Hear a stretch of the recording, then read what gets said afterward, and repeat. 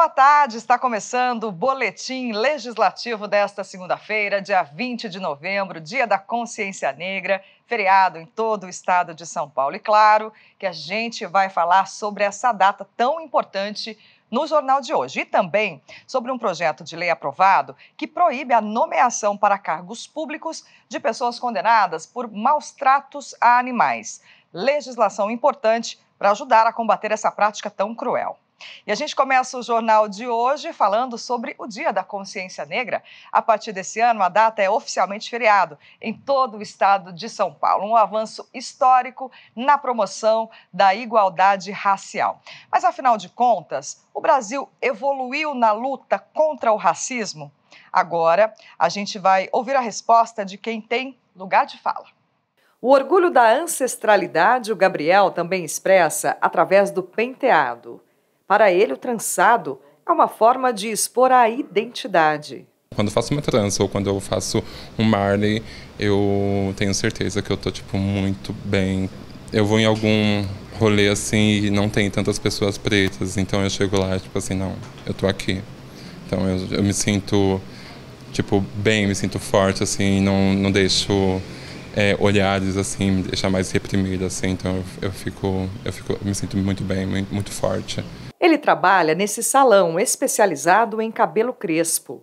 A proprietária Juliana decidiu criar o espaço para acolher um público que, historicamente, se sentia pressionado a alisar o cabelo. Hoje, ela percebe uma mudança.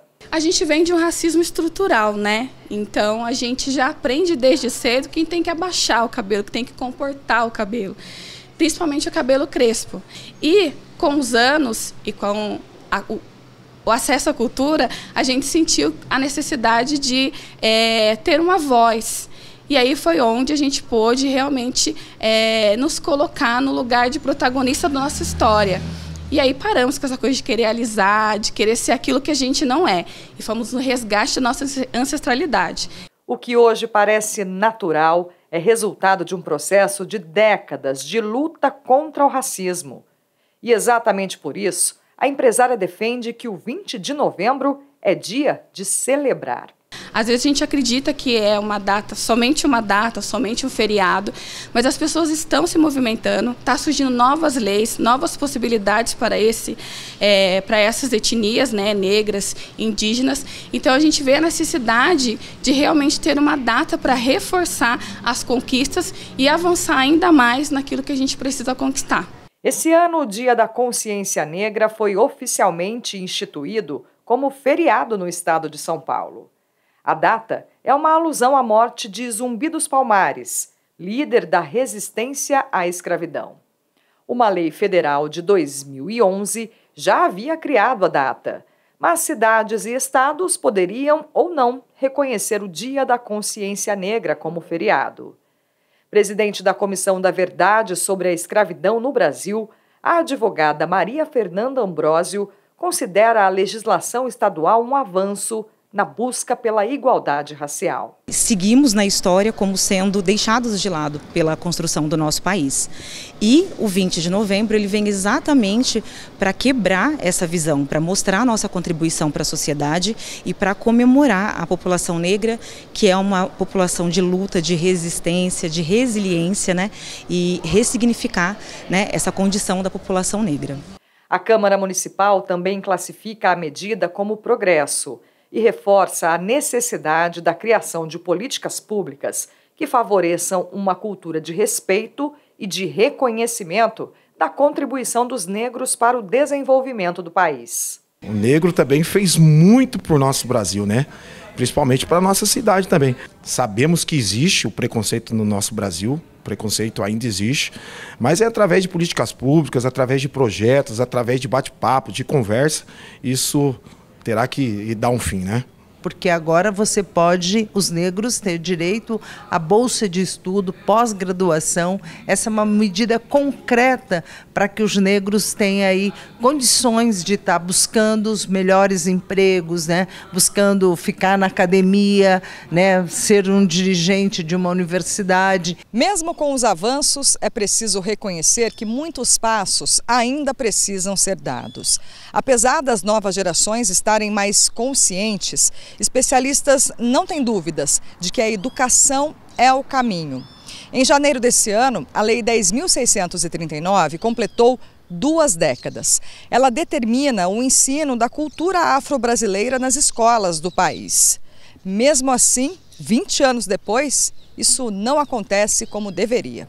E isso faz parte para você construir essa reparação histórica, para você construir essa nova história que precisa ser falada, mas não há fiscalização. Então a gente precisa lutar por coisas que inclusive já não são garantidas, né? Que é a aplicação da lei, por exemplo, que não está em vigor de certa forma, né? Não existe, não há quem fiscalize. Então faz parte de um processo de reparação, de reconstrução, mas eu acredito que a gente está caminhando para. Lucas tem 16 anos. É de uma geração que tem acesso a políticas públicas que os pais não tiveram a oportunidade de alcançar. Ele reconhece que o preconceito ainda existe, mas fortalece a luta ao demonstrar orgulho das raízes. E você se sente bem hoje expressando um pouco da sua ancestralidade nos penteados? E por quê?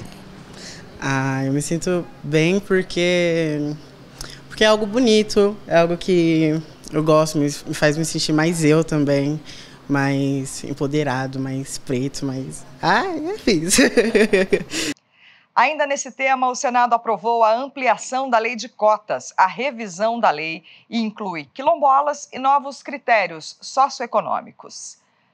A repórter Marina Lima está com um especialista e vai explicar mais detalhes sobre essa atualização na lei de cotas. Oi, Marina, suas informações. Boa tarde. É isso mesmo, boa tarde a todo mundo aí no estúdio, boa tarde também a você que está acompanhando aqui o Boletim Legislativo. A lei de cotas teve uma atualização, né, depois dos 10 anos, foi sancionada uma nova abrangência com novos critérios. E para falar com a gente sobre isso, eu estou aqui com a Luana Romani, ela é advogada e professora universitária. Luana, seja bem-vinda. Queria perguntar para você inicialmente, qual é a finalidade da lei de cotas? Obrigada pela oportunidade, boa tarde, é um prazer estar aqui. Bom, a lei de cotas, a finalidade maior dela é trazer uma reparação histórica, tendo em vista o nosso passado escravagista, né? Então foram 300 anos de escravidão e a gente sabe que, uma vez libertos, a gente não tem um histórico de igualdade racial para a inserção dessas pessoas na sociedade de uma forma digna. Então a lei de cotas é de 2012, né? O artigo 7º dela previu uma revisão após 10 anos de vigência e agora nós tivemos em 2023 essa revisão para falar sobre essa efetividade ou não da lei. E aí alguns pontos foram alterados de fato. Explica pra gente sobre essa nova abrangência e esses novos critérios. Tá. Primeira situação é que incluiu no rol de pessoas que têm acesso à universidade por meio da lei de cotas os quilombolas, né? Então hoje nós temos as pessoas declaradas negras ou pardas, os indígenas, as pessoas com deficiência, né? Os quilombolas, por quê? E os indígenas. Então assim, essa nova categoria é um reconhecimento também em função da desigualdade social que nós sabemos que os quilombolas vivem. Então, ter o acesso à universidade pública também agora é garantido. Uma outra alteração que também é muito importante a gente destacar é em relação à renda per capita. Então, antes nós tínhamos um critério que fazia com que os menos pobres concorressem com os mais pobres quando falávamos de renda. Então ficava ali uma média de mais ou menos R$ 1.980, que era um salário mínimo e meio. Hoje esse valor foi reduzido para um salário mínimo, né? Então hoje a renda per capita é 1.320 e acaba também trazendo aí um número maior de pobres que não tinham esse acesso. Então é um número aí a ser considerado que vai ajudar na inclusão de mais pessoas. Uma outra situação também é que antes só se ia pelos 50% das vagas disponíveis, né? Então, hoje ele vai pelo 50%, mas ele também agora tem essa nova porta em função da renda per capita. Então, acaba sendo aí uma correção que era de fato necessária ser feita. E existe um mito, né? Às vezes a gente ouve as pessoas, meu filho vai perder a vaga na universidade por causa das cotas. Mas não é bem assim, né? Essa é uma política afirmativa super importante para a inclusão, né? Infelizmente, isso ainda é um resquício da nossa sociedade brasileira, né? Nós precisamos ainda evoluir nessas questões raciais. Quando a gente ouve esse discurso de que está tirando a vaga de uma pessoa não negra ou não enquadrada nessas condições previstas na lei de cotas, é porque realmente a pessoa não entende que há uma diferença, né? Eu sempre gosto de dar um exemplo, assim, quando eu falo em sala de aula, em algum lugar, assim, essa questão racial. A corrida nunca começa no mesmo lugar, né? Então as pessoas negras, as pessoas quilombolas, os indígenas, os PCDs também, né? As pessoas com deficiência, eles saem na corrida há muito atrás. Então, assim, essa reparação ela veio com a lei de cotas. E só a título de exemplo, né? De 2013 a 2019, segundo uma pesquisa feita pela UFRJ, no Rio de Janeiro, o acesso nesse período de 13 a 19 aumentou em 205% o acesso das pessoas pelas leis de cotas. Então, não é que tira a vaga, pelo contrário, repara para aquele grupo de pessoas que precisa desse acesso. Perfeito, Luana, muito obrigada. E vale lembrar que a nova lei de cotas já vai valer a partir de 2024, no próximo SISU. De volta ao estúdio. Obrigada, Marina, pelas informações. Pois é, né, gente? A ampliação da lei de cotas foi uma medida muito debatida no cenário político nacional e é muito importante para que haja mais equidade social. E olha, agora a gente muda um pouquinho de assunto para falar de um projeto de lei do vereador Rogério da Acazem, que pretende fortalecer a luta contra maus tratos a animais.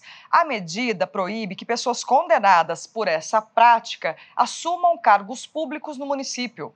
A proposta altera uma lei complementar do Estatuto do Servidor e é amparada na Lei Federal de Crimes Ambientais.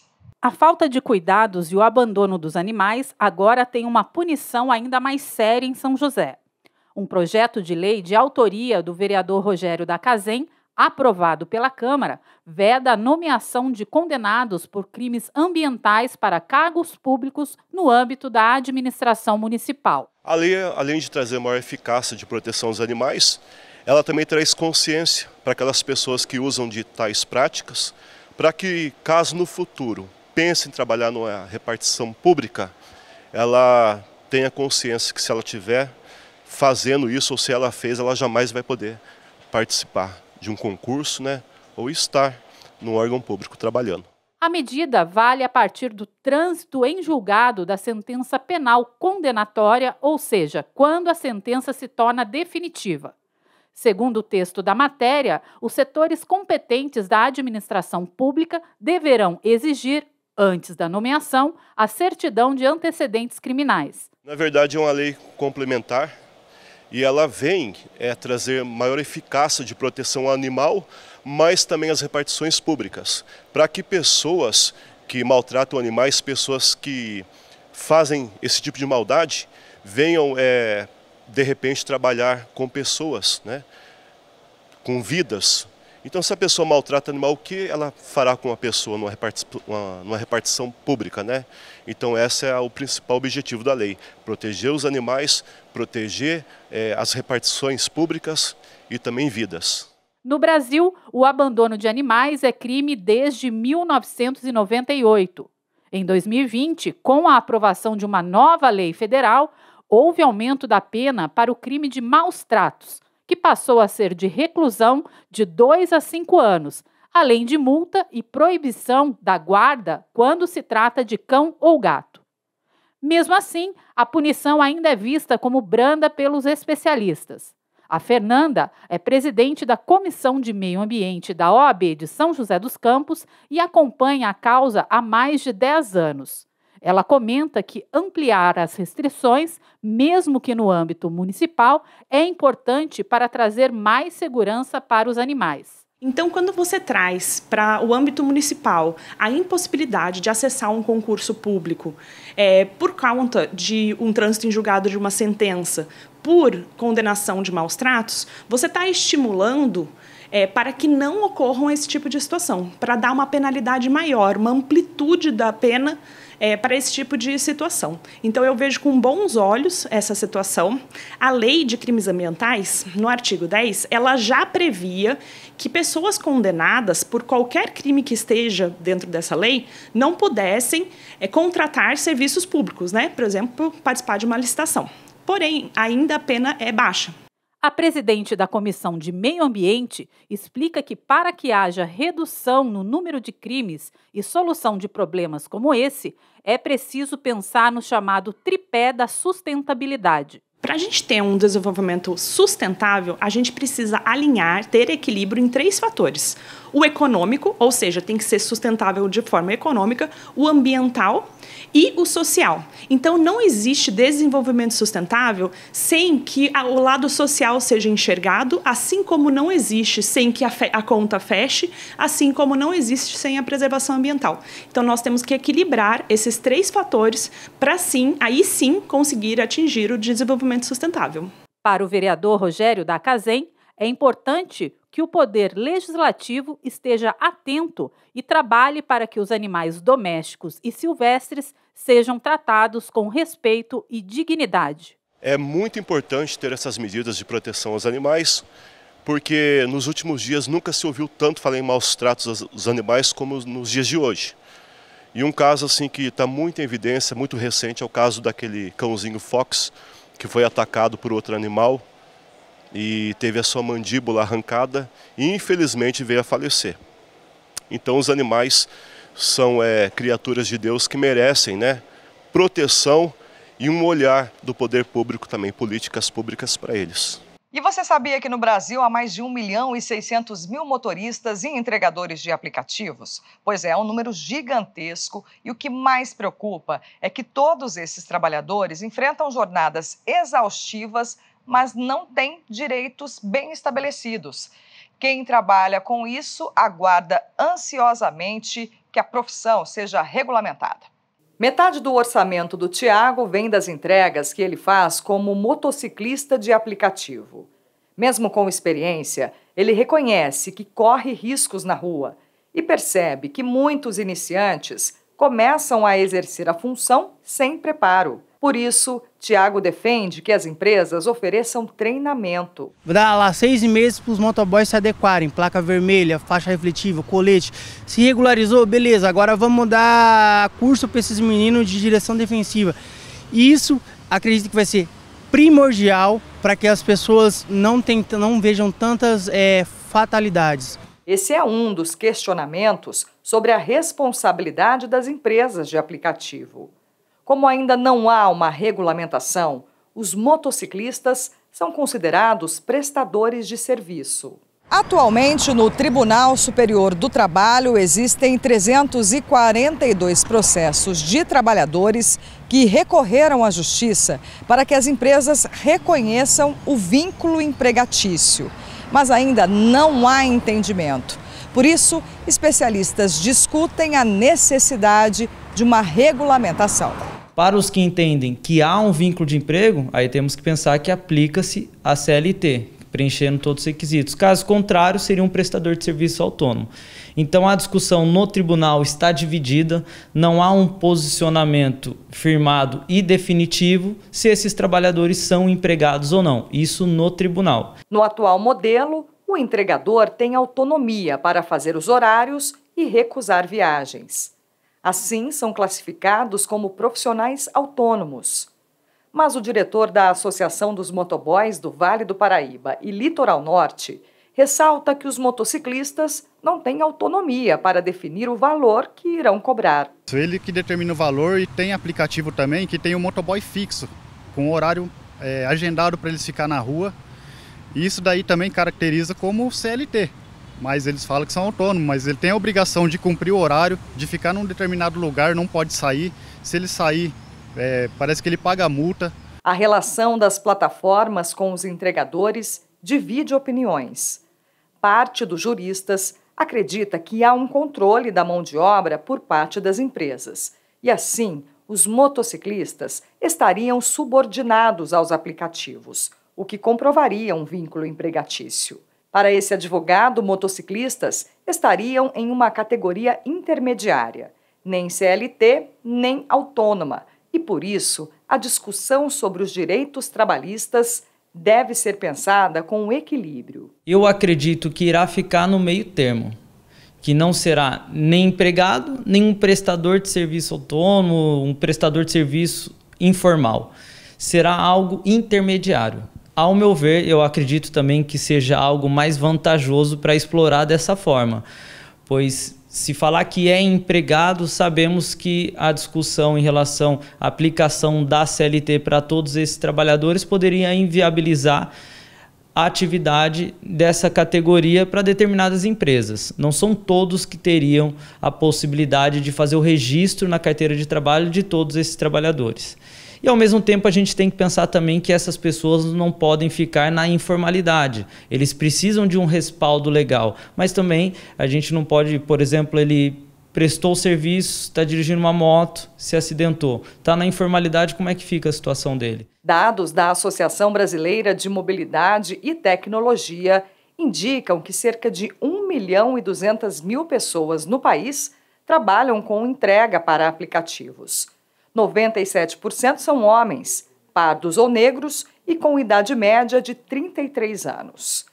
A discussão sobre a regulamentação da atividade está em andamento, mas ainda sem acordo. O governo articula a negociação entre representantes das empresas e da categoria. Um dos pontos ainda sem consenso é em relação às horas trabalhadas. Os trabalhadores querem receber a partir do momento em que é feito o acesso ao aplicativo. O que precisa é olhar mais pela gente, ter um estudo melhor de quanto a gente deve ganhar por corrida ou por horário que está logado no aplicativo.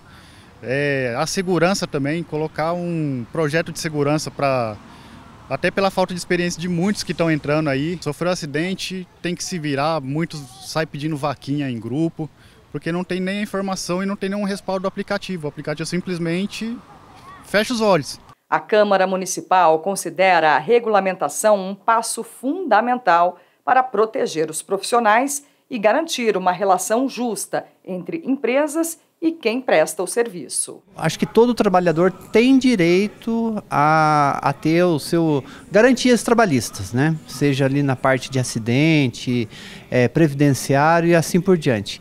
Segundo que é um tipo de trabalho que está mais exposto a situações de segurança, principalmente segurança de trânsito, né? Hoje nós temos um trânsito cada vez mais pesado, mais difícil, mais desafiador.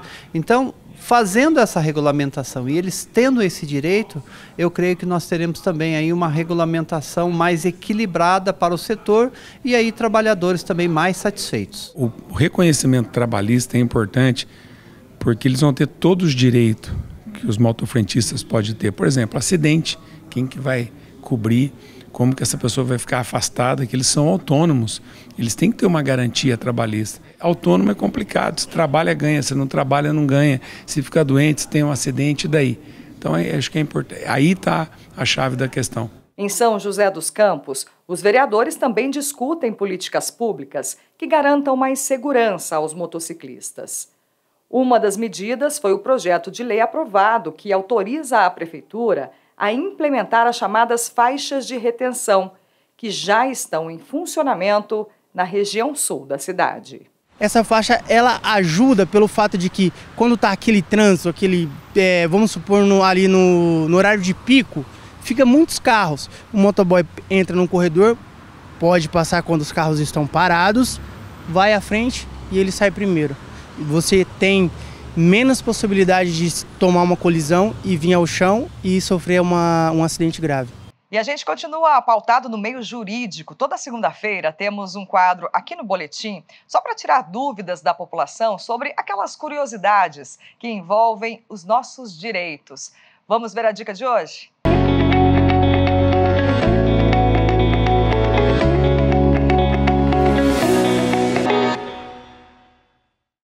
Oi, o Seu Direito está começando. Bom, a gente já esclareceu aqui no nosso quadro, né, que a loja tem a obrigação de trocar produtos com defeito. Mas será que ela também tem o dever de trocar um produto sem defeito, que por alguma razão o cliente não gostou ou não sentiu satisfeito? Será que o cliente tem sempre a razão? E aí, qual é o seu direito?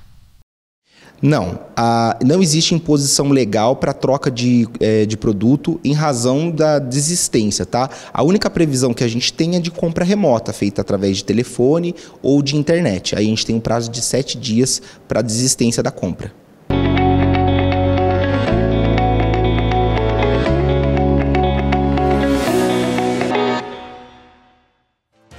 Então é isso, a gente fica por aqui com o boletim desta segunda-feira, mas continue com a gente. Você já segue a TV Câmara nas redes sociais? Se ainda não, se inscreva e siga os nossos canais. O Instagram da TV Câmara é o @TVCâmaraSJC e o mesmo endereço do YouTube. Até amanhã. Tchau, tchau.